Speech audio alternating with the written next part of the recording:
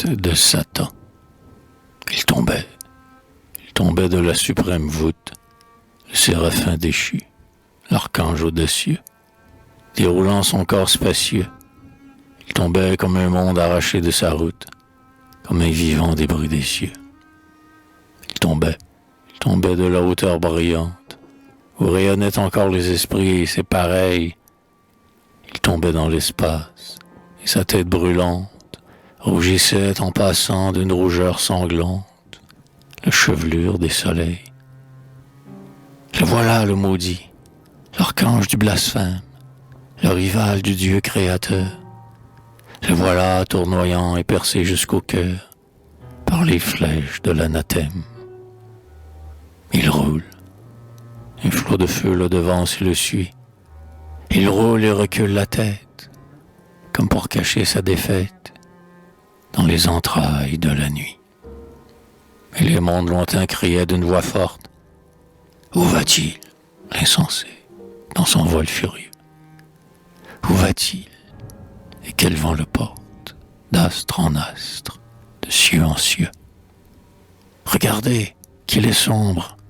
Ah, ce n'est plus l'archange au front si beau, l'éclatant Lucifer, dont le souffle allumait hier ces aurores du ciel qu'aucun matin ne change. Ah, qui de vous l'a reconnu? Hier brillant et jeune, aujourd'hui chauve et nu, bien loin des célestes limites.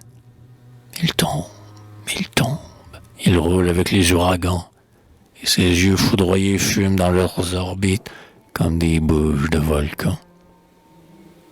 Et lui les entendait, lui, dans sa chute même, les menaçait de son coup d'œil, car il sentait déjà sur son front plein d'orgueil un formidable diadème. Il dardait les éclairs de son œil irrité sur tous les astres d'or dont l'étendue est sainte. Les astres tremblaient et saluaient de crainte sa flamboyante royauté. Enfin les vastes cieux, les étoiles, les mondes, tout s'effaça derrière lui. Et l'ange abandonné n'aperçut dans la nuit que des solitudes profondes. Il s'effraie, il regarde, un astre encore. Loin des cieux, loin du jour égarait son essor. Satan le voit, Satan arrive. Il le frappe en passant d'une main convulsive, l'entraîne, et dans un bond, avec son bras de fer, le pousse haletant jusqu'au seuil de l'enfer. 2 fois il étreignit contre le gouffre immonde cette comète vagabonde. 2 fois comme un vautour qui lutte corps à corps, il l'épuisa par ses efforts. Et 2 fois sa pâle victime, suppliante, effarée, avec un cri sublime, éleva ses ailes de feu. Et lui, 2 fois vaincu par le grand nom de Dieu, retomba tout seul dans l'abîme. Alors un des échos du grand signe éternel, un archange monta sur un des caps du ciel, sur un cap revêtu de sa splendeur première, et dont les pieds touchaient des vagues de lumière.